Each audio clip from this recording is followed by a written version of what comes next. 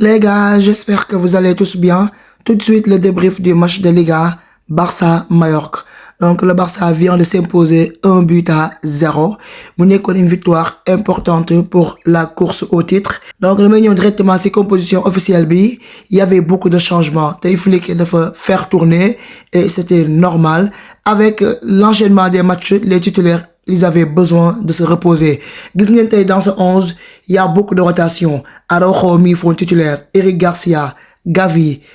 Hector Fort et Ansu Fati. De même que Ferran Torres. Mais les gars, Ansu Fati n'est qu'un joueur qui n'est pas de xaar mu am temps de jeu. Ça fait longtemps que je joué. Donc c'était l'occasion parfaite pour lui et Hector Fort de gratter quelques minutes avant le Classico et les matchs qui nous restent en cette fin de saison. Donc Flick, c'était normal que nous faire tourner parce que Mallorca, sans leur manquer de respect, n'est qu'une équipe mag bo xamanteni ci jarna dugal say 11 titulaires. Donc le Barça a fait le taf quand même avec ce 11 là. Donc souvenez directement à ce match les gars, le Barça a bien démarré la rencontre. Il y avait beaucoup d'intensité, mais la seule chose qui nous manquait, c'était l'efficacité devant les buts. Parce que ñepp xam nañ né Mallorca équipe bo xamanteni ci bloc bas la ñuy def. C'est pas une équipe joueuse. Et pourtant cette saison, ils sont 7e suma djumul. Donc arrivant ici avec beaucoup d'absents, au lieu que ñom ñu jéma fas touti jom, jéma jouer au football, mais xalaatuñ ko. Dañu ñëw def bloc bas, def défense à 5, ils étaient tous dans la surface de réparation. Le Barça doit le jouer avec intensité, doit le pousser pour ouvrir le score. Mais les gars, il y avait trop de ratés. Donc, c'est pas normal du tout. Ils jouent contre l'équipe Mallorca. Beaucoup de gens ont double. Barça, le premier mi-temps, il a 24 tirs et 0 but. C'est pas normal. Araujo, à un moment donné, à mon occasion, il était seul devant la cage. Gardien au moment où Araujo double du Timondara. Mais Araujo, au lieu que nous simple double but, moi me frappe balle de l'autre côté. C'est inadmissible. Lamine Yamal également, oh là là, Lamine Yamal daf ñoo yab na wax deug yalla, li amul droit de ko rater. Il était face au gardien. Lamine Yamal bi nga xamanteni ci yag na dribbler 4, 5 à 6 joueurs. Donc dribbler bien le gardien cassé, lolu nekul lu ko jaaxal, c'est le cadet de ses soucis normalement. Yo moment bi Barça, il était seulement à 1-0. Au lieu que mu dougal but bi mu nek 2-0, match plié wu, Lamine Yamal mu nek fi di fo ci balle bi. C'est pas normal. Il était face au gardien tout seul. Donc Lamine Yamal de grâce genre match yi boko waré plier defal li def ci flag fayda ta baye nek di amuser ci balle bi parce que li ni bu ko defon contre Real Madrid wala contre Inter Milan du baax de ta samedi ñu wara jouer contre Real Inter Milan aussi mi ñi xaar genre Mallorca nak mën nga rater occasion yi bari mais xam nga né bala match bay jeex tout temps di nga duggal mais attention à ce genre d'occasion là c'est pas normal du tout. Lamine Yamal soit sérieux da nga wara travailler cette finition. Certes c'est un grand joueur Lamine Yamal machallah il est complet mais finition bu baax moko manqué donc travailler cette finition yeen occasion boko amé nga simple te sérieux ci li ngay def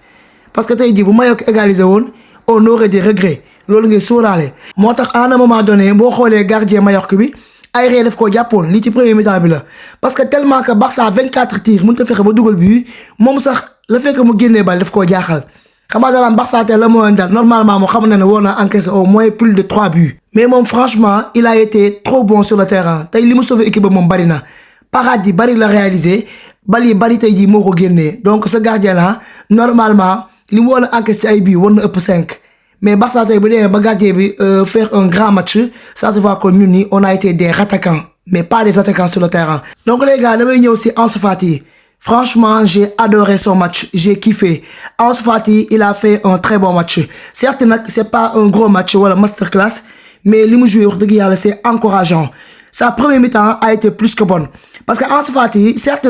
ci walu efficacité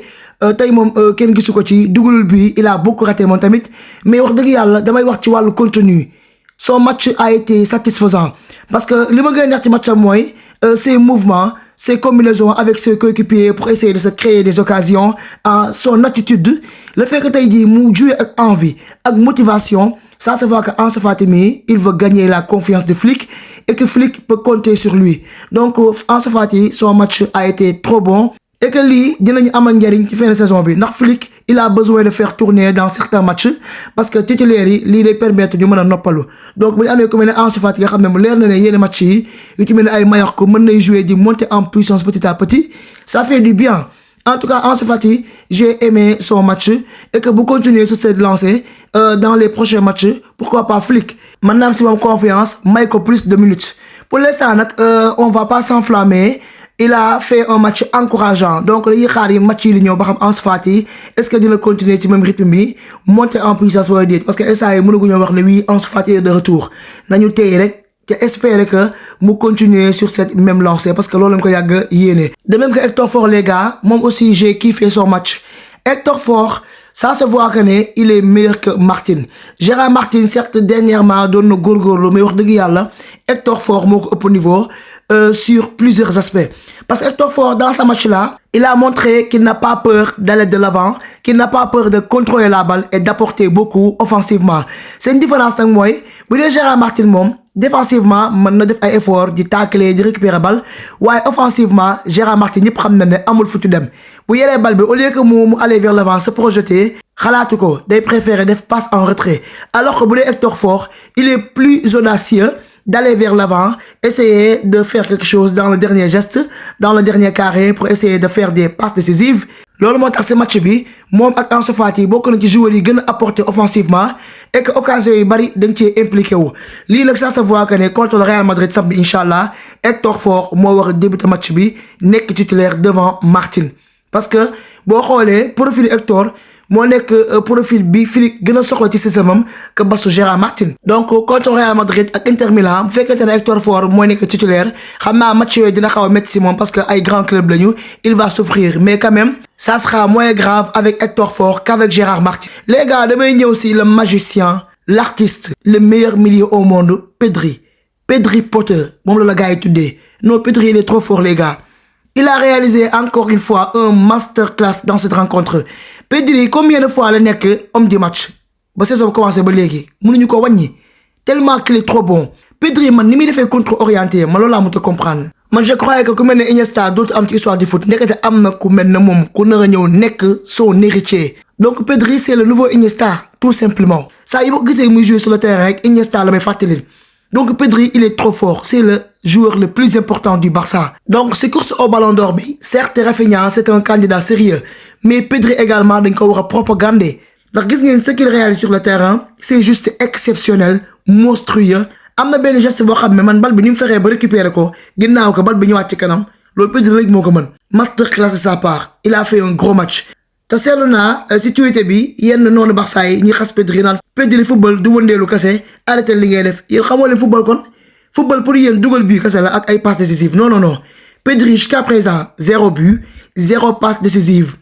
mais loolu kese yoru football loolu kese taxul ñuy jàpp ne kii c'est un meilleur joueur au monde donc certes le fait de marquer des buts de faire des passes décisives c'est très important mais le contenu c'en est une autre donc képp koo xamante ne si amoureux du football nga que ça soit nga supporter Barça wala nga supporter beneen club xam nga lan la war a def mooy nga profiter les belles choses que Pedri montre sur le terrain moo nga nekk fii ngeen di ko comparer ak yeneen milieux yi naan Pedri wëndeel ko c'est le mën képp kuy wax loolu ma xam ne yow xamoo football ku xam football dëgg di nga nangul Pedri ne c'est le meilleur joueur au monde actuellement milieu bi moom amu ci benn morom donc Pedri il est juste exceptionnel milieu Barça bi moom moo ko téye parce que quand il joue il apporte une certaine sérénité sur le milieu man su ma gisee Pedri nekk titulaire rek sama xel dee dal parce que boo xoolee sa projection vers l'avant il casse des lignes il crée des décalages il se crée des espaces son contrôle orienté sa récupération ses replis défensifs non Pedri il est complet c'est lui qui apaise les tensions c'est lui qui calme le jeu il est tout simplement stratosphérique donc loolu tax match bi wax dëgg yàlla bëggoon naa ñëw récompenser ko avec des buts